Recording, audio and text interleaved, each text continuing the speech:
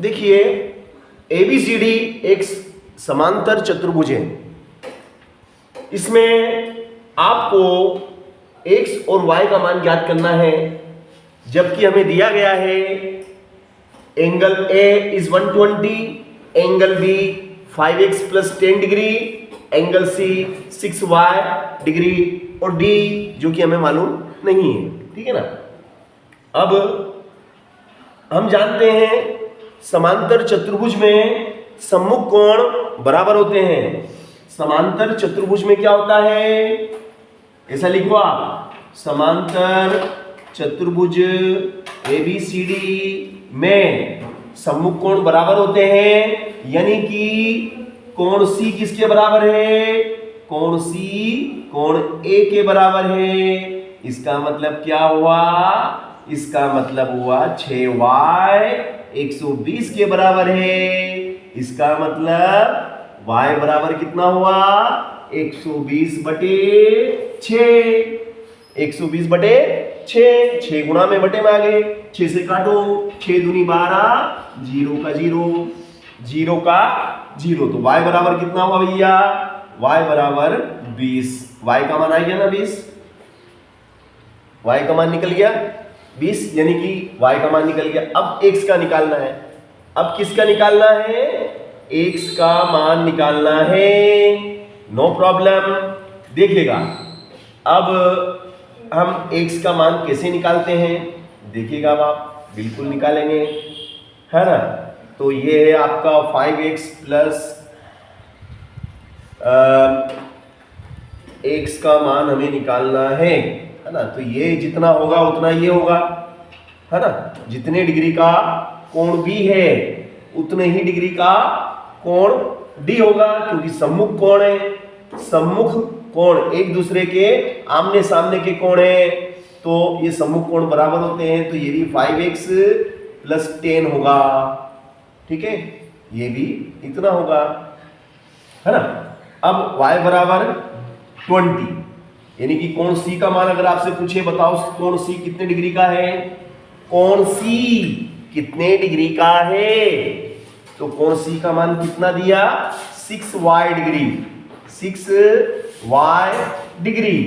तो कोण C बराबर 6 और y कितना है, y is 20, y is 20 degree. तो ये कितना हो जाएगा भैया, कोण C कितने डिग्री हो जाएगा बताइए।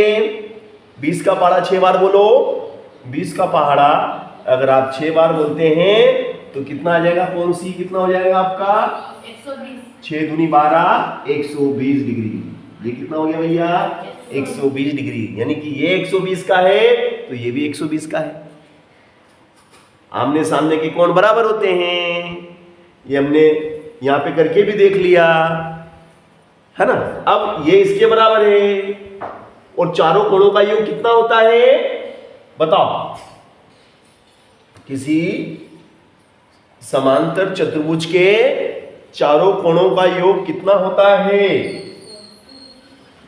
कौन बताएगा। किसी समांतर चतुर्भुज के चारों कोणों का योग कितना होता है, 360, बिल्कुल सही जवाब।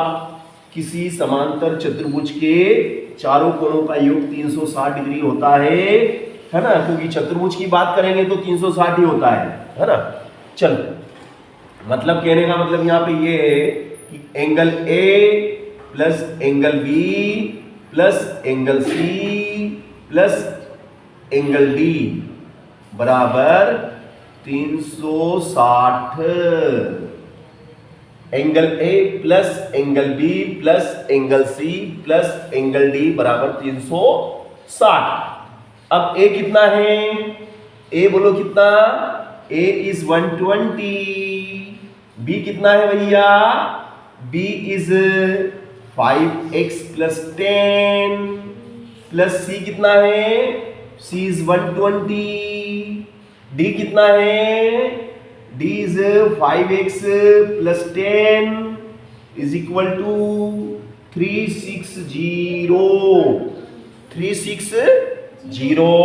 अब इनको जोड़ो बेटा, 5x और 5x कितने हो गए भैया, 10x हो गए, 5x 5x 10x होते हैं, प्लस देखो ध्यान से 120 रुपए और 120 रुपए कितने हो गए?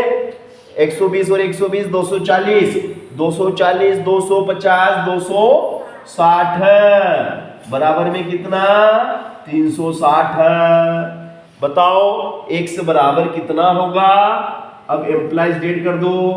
10x बराबर कितना हो जाएगा? 10x बराबर 360 माइनस 260 अब 360 में से 260 कम करो तो बताओ कितना आएगा? 10x बराबर कितना? 10x बराबर 100 होगा। तो एम्प्लाइज डेट x बराबर कितना होगा? बताओ x बराबर कितना होगा? 100 बटे 10 और 0 से 0 कट गया। Implies that x is equal to 10। x का मान कितना आया? 10। तो x और y का मान हमें निकालने को बोला था ना उसने। सवाल में हमें क्या पूछा था कि x और y का मान निकालो। तो y का तो हमने पहले निकाल दिया था, y का मान 20 आया था। x का मान निकालना बाकी था, तो x का मान हमने किस कॉन्सेप्ट से निकाला? x का मान हमने निकाला कि भाई चतुर्भुज के चारों कोणों का योग 360 होता है। जैसे ये कॉन्सेप्ट लगाया और हमने मान पुट करे, एंगल बी सी डी के मान पुट करे तो x इज 10 आ गया। ठीक है ना? अच्छा सवाल था, इसे आप नोट कर लीजिए क्योंकि ये एग्जाम की दृष्टि से बहुत ज्यादा महत्वपूर्ण है। परीक्षा में आना ही आना है, परीक्षा में इसको आना ही है और सरल भी है। कोई ऐसा नहीं है कि भाई जो ज्यादा टफ है या ज्यादा कठिन है कि दिक्कत आ जाए, कोई नहीं कर पाएंगे। ऐसे सरल सवालों को हमें पहले करना है। जितने भी सरल सवाल बनते हैं उन्हें पहले करो क्योंकि एग्जाम में सरल सवाल ही ज्यादा पूछे जाते हैं। ठीक है? किसी को प्रॉब्लम है इस सवाल में तो पूछ सकता है कि सर मुझे समझ में नहीं आया। ऐसा कोई है जिसको ऐसा लग रहा है कि सर प्लीज सर अपन को समझ में नहीं आया, थोड़ा सा एक बार रिवीज कर दें? तो मुझे नहीं लगता कि किसी को समझ में नहीं आया होगा क्योंकि बहुत स्लोली धीरे धीरे समझाया, स्टेप बाय स्टेप समझाया। ओके, नेक्स्ट क्वेश्चन की तरफ हम बढ़ेंगे। अगला प्रश्न जो हमारा रहेगा, देखिएगा आप, अगला प्रश्न मैं आपको कराने जा रहा हूँ। थोड़ा सा क्या है, बोर्ड बिल्कुल रफ हो गया हमारा, इसलिए हम थोड़ा सा इसको गीले कपड़े से थोड़ा सा लेंगे, गीले कपड़े से करेंगे थोड़ा सा। चलो नो प्रॉब्लम। चलिए नेक्स्ट क्वेश्चन है आपका, x का मान ज्ञात कीजिए। क्या लिखा उसने सवाल में? लिखा है कि x का मान ज्ञात करो। x का मान ज्ञात, हमें x का मान ज्ञात करना है। नो प्रॉब्लम, डोंट वरी, बहुत सिंपल सवाल है। देखिएगा इस तरीके का हमारा जो चतुर्भुज बना हुआ है, ऐसा है, फिर ऐसा है, फिर वो इस टाइप का है और फिर इस टाइप का। ये ऐसा चतुर्भुज हमको दिया गया है और यहाँ पे लिखा हुआ है कि ये इसको थोड़ा सा ऐसा है, यहाँ 120 लिखा हुआ है, ये 120 का है और यहाँ 130 लिखा हुआ है, ये 130 डिग्री का बता रहा है और यहाँ 50 लिखा हुआ है कि भैया ये 50 डिग्री का है, 50 डिग्री, और यहाँ लिखा हुआ x, ये x डिग्री का है और नाम दे दिया इसको इन्होंने A, B, C और D और लिखा हुआ है x का मान ज्ञात करो। क्या ज्ञात करना है? x का मान ज्ञात करना है और वी नो डेट, हम जानते हैं कि चतुर्भुज के चारों कोणों का योग कितना होता है? चतुर्भुज के चारों कोणों का योग कितना होता है भैया? Angle A plus angle B plus angle C plus angle D बराबर कितना? 360 होता। पक्का? अब A कितना है बोलो?